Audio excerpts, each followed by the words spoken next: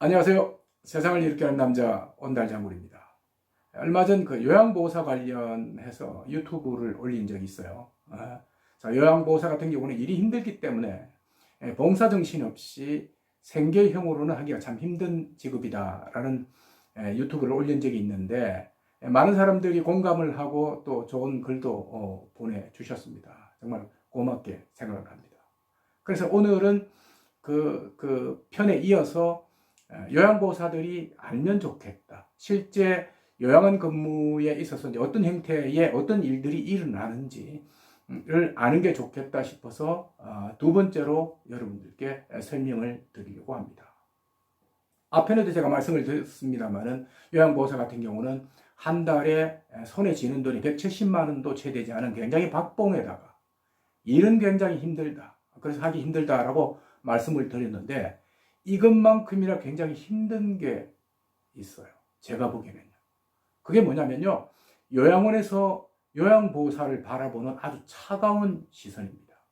자, 무슨 이야기냐면 요양보호사 같은 경우는 언제든 교체할 수가 있고 언제든 버릴 수가 있다고 생각을 하는 것입니다.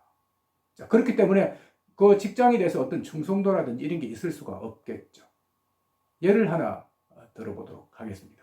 자, 어느 한 요양원 같은 경우는 입사를 하면 근무복으로 쓰라고 이제 상의를 하나씩 준다고 합니다. 근데 그 상의 같은 경우는 이제 보면 재질이 굉장히 좀 까칠까칠해요. 나이론이 많이 들어갔다 그러나요? 좋지 않아서 시중에서 보면 뭐 만 원도 채 되지 않을 것 같은 그런 것인데 딱 하나를 주는데요.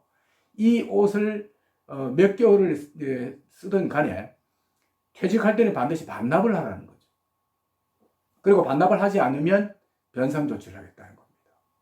자, 이렇게 몇 달 또는 1년을 입은 옷을 또 입다가 이제 버릴 수도 있는 건데 못 부르는 거죠. 그렇죠? 나중에 반납을 해야 되니까. 자, 이런 행태가 요양원에서 일어나는 겁니다. 요양원에서 이런 입던 옷을 누가 버려도 입지 않을 그럴 옷인데 재질이 좋지 않아서요. 또 땀 냄새도 많이 날 것 같아요. 근데 이런 것을 왜 반납을 하라고 하는지, 또 반납을 하지 않으면 변상 조치를 하겠다고 하는지 저는 도저히 이해가 가지 않았습니다. 자, 이런 경우를 보면 요양원에서 요양보호사들에게 하는 행동이 또는 행태가 어떻다는 것을 여러분들이 어렴풋이 짐작을 하실 수 있을 겁니다. 또 하나 예를 들어보도록 할게요. 자, 근무 시간, 특히 점심시간하고 휴식시간이에요.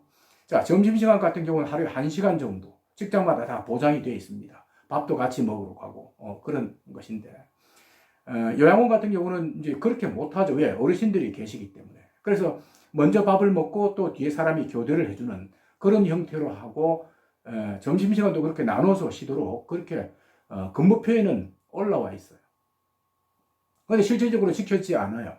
예를 들어서 남자 요양보호사 같은 경우가 한 사람당 8명의 어르신들을 돌보는데 한 사람이 1시간 정도 비웠다 생각해 보십시오. 나머지 16명을 한 사람이 관리를 해야 되는 겁니다. 점심시간이라고 해서 어르신들이 문제를 일으키지 않는 것은 아니거든요. 그만큼 힘들어지기 때문에 서로가 눈치가 보여서 점심시간을 챙겨 먹지를 못하는 것이죠.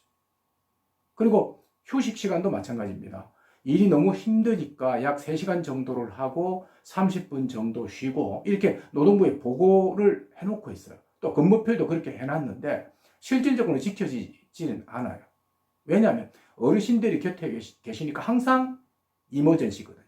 항상 비상사태가 언제 돌발될지 모르니까, 발생할지 모르니까 자리를 뜰 수가 없는 거죠. 그래서 밥도 급하게 먹고 오고 아예 뭐 휴식 시간 이런 것은 전혀 생각하지를 않는 겁니다. 그만큼 근무 여건이 열악하다는 건데 요양원에서는 이 사실을 다 알고 있습니다. 찾아 먹지 못한다는 거예요. 근데 표현은 그렇게 해놨거든요. 그래 놓고 하는 말은 우리는 요양보호사들한테 찾아 먹도록 했다. 그런데 본인들이 안 찾아 먹는다고 이야기를 한다고 합니다. 너무나 어처구니 없는 그런 일들이죠. 자, 이것도 역시 보면 요양원에서 요양보호사들을 바라볼 때 과연 어떤 시선으로 바라보는지 여러분들이 아마 짐작이 가실 겁니다. 하나 더 예를 들어보도록 할게요. 이 요양원 같은 경우도 이제 숙직을 하면 밤에 이교대죠. 그러니까 이교대를 하면서 이제 하루에 4시간 밤에 돌아가면서 4시간을 자도록 되어 있는데 숙직실이 있습니다. 그런데 남자들이 들어가기에도 굉장히 엄습하죠. 그러니까 겁이 나는 겁니다. 밤에 들어가기도 마치 그 장례식장에 들어간 듯한 그런 느낌. 그리고 이제 비가 오면 비가 와서 그 비가 제대로 막 빗물이 새고 하니까 아주 습한 그런 곳에 들어가서 잠을 자야 되는데 잠이 제대로 올 리가 없죠. 그리고 여자 요양보호사는 이제 다른 곳에 잡니다만은 뭐 비싼 환경이니까 뭐 이분들도 역시 마찬가지겠죠. 이 정도로 굉장히 열악한 그 숙직실이 운영이 되고 있다는 겁니다. 이 내용 또한 요양원 측도 알고 있는 겁니다. 그런데 개선이 되지 않는 거죠. 자, 요양보호사들 한 명 한 명을 귀하게 여기고 이분들을 뭔가 일을 잘 할 수 있게끔 이렇게 자리를 마련해 준다고 하면 이런 일은 있을 수가 없겠죠. 저는 그래서 이런 이제 사례들을 쭉 보면서 어떤 생각을 했냐면, 요양원에 요양보호사가 없구나라는 생각을 했습니다. 자, 무슨 이야기냐면, 요양원에 월급을 주고받는 요양보호사와 요양원은 있을지 몰라도, 실질적으로 자기 마음을 다해서, 자기 진심을 다해서 어르신을 돌보는 그런 요양보호사가 있을 수 없다는 거죠. 여러분도 바꿔서 생각해 보십시오. 이런 환경에서 요양보호사들이 열심히 할 수가 없는 겁니다. 오히려 요양보호사들한테 더 열심히 해줘, 어르신들한테 더 가깝게 해주세요라고 요구하는 것 자체가 무리라고 생각을 합니다.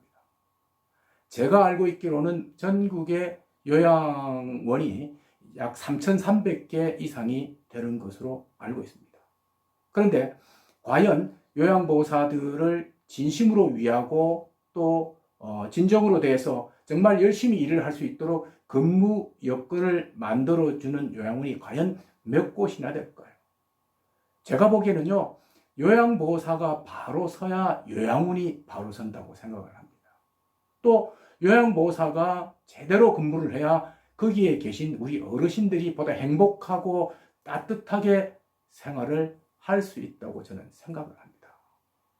그래서 요양원 측에 저는 참 느낀 바가 참 많았던 게 뭐냐면, 요양원 측에 참 하고 싶었던 이야기는 결국 요양보호사들한테 잘하는 것이 결국 그 사업을 잘하는 것이고, 또 그 사업을 잘하는 것 자체가 결국 거기에 계신 어르신들한테 행복감과 만족감을 주는 그런 길이라고 저는 정말 말을 하고 싶거든요.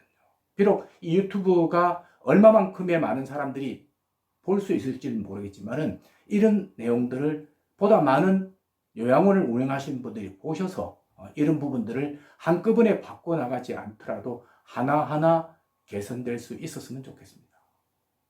자, 오늘 이야기는 여기까지 하도록 하겠습니다. 시청해 주셔서 고맙습니다.